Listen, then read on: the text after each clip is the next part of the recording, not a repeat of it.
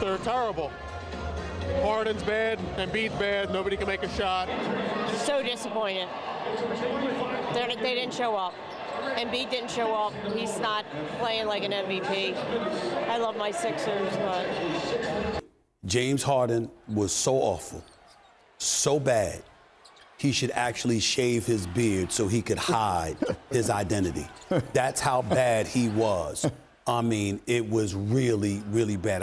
Joel, when you go back this summer and you want to improve, watch Jokic. Jokic is a fantastic perimeter player. He's a point center. He brings the ball up. But when it's time, he backing you down. When it's time, he will back. He's the only dude in the league that does. The Philadelphia 76ers have now officially been eliminated from the playoffs by the Celtics in Game 7 in one of the worst performances that I have ever watched from an NBA team. Game 7 or not, especially Game 7, Joel Embiid drops 15 points, James Harden drops 9 points, and they get outscored by PJ Tucker and Tobias Harris respectively, and I don't even know what else to say at this point. As a Sixers fan, the process is a failure at this point. Bringing in Doc Rivers as the coach clearly didn't do much. The ceiling on this team was, I mean, you could see it from a mile away. It was inevitable, and I know they were one game away from making the conference finals, and I feel like they could have made the finals not easily, but I am very confident that they would beat the Heat and go against the Nuggets or the Lakers. This was their chance, basically. This was their chance at a championship with Embiid in his prime as the MVP of the league, and James Harden showing flashes in this series of being great. But that's the problem. The Sixers' number 2 scoring option is a bipolar guard who either drops 45 or 5. There seems like there is no in between in this series. James Harden was nowhere to be found in the fourth quarter of Game 5, 6, and 7. And whether this falls on his shoulders, Embiid's shoulders, Doc Rivers' shoulders, it's a collective effort. All three of those guys just absolutely, I don't even know what the word would be, but they just went out there in Game 6 and 7 and ruined it for the city of Philadelphia, for everyone else on the team. And I mean, if James Harden is getting outscored by PJ Tucker in the first quarter and PJ Tucker has more points than Harden will in the whole game, it's just sad. And officially now, Doc Rivers is fired, so we don't know the future of James Harden, but I want to talk about some candidates that could replace Doc Rivers opening in Philadelphia. So right now, my number 1 option would be Monty Williams, who was just fired by the Suns. And I know there's a lot of mixed opinions on this, whether he should have or he shouldn't have. But the Sixers firing Doc Rivers, having a former coach of the year and a guy who made it to the finals recently in 2021, though they didn't win, he knows what it takes to get there. And that's what the Sixers need. They need a guy who knows how to get there. I know Doc Rivers was a championship coach in 2008 with the Celtics, but he got carried, and they squeaked by with that championship. I mean, all things considered, with that super team, it should have been a lot easier than it was, and I think some of that pressure falls on Doc Rivers. But Monty Williams was an assistant under Brett Brown, played in Philadelphia as a player, and he's my leading candidate right now. I know the Sixers have a different leading candidate as of this recording, and I'm not sure if I'm a huge fan of that option. Mike D'Antoni, the number 1 leading option, as we've seen so far with some initial reports. I'm not a huge fan of this option. I don't think it's the worst possible one, but a guy who is always been connected, obviously, with Daniel Murray and James Harden, the idea of bringing him in to run the offense, it just takes away pretty much everything that the Sixers are building. If Joel Embiid's the guy, which he is, he's the MVP of the league this year, and he's still in his prime, you can't run the offense through James Harden and play isolation ball, and I feel like that's what the Sixers would fall into that trap with Mike D'Antoni, and I think they need a guy like Monty Williams, who we talked about, or another guy who knows how to run through one star player as a big. Mike Budenholzer, the man that I was talking about, who knows how to run a team through a big, which obviously Embiid should be run through with this team. He's the MVP. He's the guy, and James Harden should not be playing isolation ball and then passing off to Embiid if he doesn't find a shot, which we've seen a million times this season, another downfall to this team. But with him getting fired by the Bucks, I know there is issues obviously with rotations and not being able to adapt, but this guy knows how to win a championship. And the Sixers need a guy who knows what it takes, like Monty Williams, like I talked about before.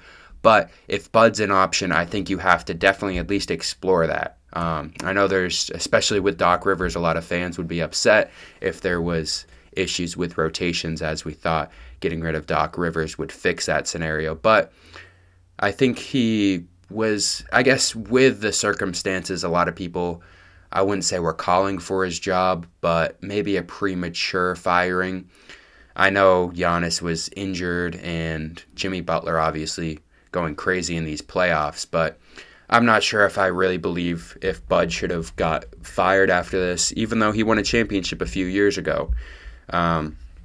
Same thing with Monty Williams making the championship a few years and then getting his job taken away immediately. In the NBA, that's just what happens. If you get to a championship that doesn't have any safety on your job, essentially, you have to keep going there. And the Bucks underperformed this year, and I think the Sixers have to definitely look at this option. One of the best coaches available right now, and probably in that top 3 area for me.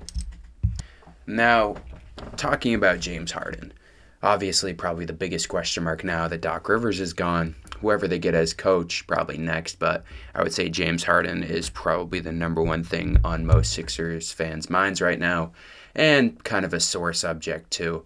I think Joel Embiid will figure it out. He is still in his prime, and the issue with Harden, obviously, is that he's not getting any younger and still, I would say, out of his prime at this point, though leading the league in assists, he's playing a different role, especially in Philadelphia. He has a player option, so it depends on what the Sixers want to do with this. There has been some rumors about him going back to Houston. In my opinion, that just doesn't make any sense. If you want to be on the Sixers to compete for a championship, you shouldn't go back to Houston, where they're probably not going to do anything for a while at this point. And they have a young core, so I don't know why Houston would want to bring him back and kind of ruin that young core, because I don't know if James Harden can viably be a number one scoring option when you have all these young guys and a possibility to have a top 3 pick, at least a top 5 pick this year. So I don't understand why he would want to go back, because he wouldn't be competing for a championship, and why the Rockets would want him back. Another option, though, is Phoenix. I think that would be a good spot for him. Obviously, he would be able to compete there. And the Sixers, potentially a sign-in trade that would work out. Getting Chris Paul wouldn't be a bad thing to get back, especially with Tyrese Maxey. I'm probably higher on him than a lot of people. I think he could be a very good number 2 option. I think he could be the guy at the number 2 option. And with Chris Paul, I think with the rest of this roster, it would fit pretty well, and you could definitely compete. And that's without making any other moves also. That's just getting Chris Paul. I think the Sixers, even if they keep Harden, even if they get rid of him, they're going to make other moves no matter what. Obviously, if Harden leaves, they would have to make a lot more moves and a lot bigger of a splash. But I think James Harden still does have a future in Philly. There's been some rumors from every which way, but I still believe in him as a player, and I think if they can get a coach to figure out how to run this offense with James Harden and Joel Embiid, I still think they have a year or two to be able to compete for a championship. This was the first full season that we saw with an off season for these guys. Last year with Harden coming in at the trade deadline, there's a lot of questions. You obviously don't have the full offseason to be able to prepare. He comes in halfway through the year, and then a few months later you expect to be able to compete for a championship. We saw the same thing with the Suns this year. They were knocked out in the second round, even after making the huge KD trade. And I think teams need that full offseason to be able to mold together. And the Sixers, hopefully being able to hire a coach pretty early on in the process, I would say within this first month after Doc is fired, as soon as possible, I would say. But getting a good candidate, obviously interviewing everyone, because they need that time to mold. I think James Harden could stay, and I wouldn't be too upset with that as long as he's not getting a 5-year Supermax deal. I think he could get a decent amount of money, even if it's a 1 or 2 year deal. I wouldn't be very upset with that. I think that would be a good move for them. And I think as long as you can figure out how to get James Harden to stay in that role of being the number 1 assist guy and not running the offense through him in clutch moments, even though he can still be a clutch player, you need to be able to run it through Embiid, and also even if you have to run it through Maxey at this point.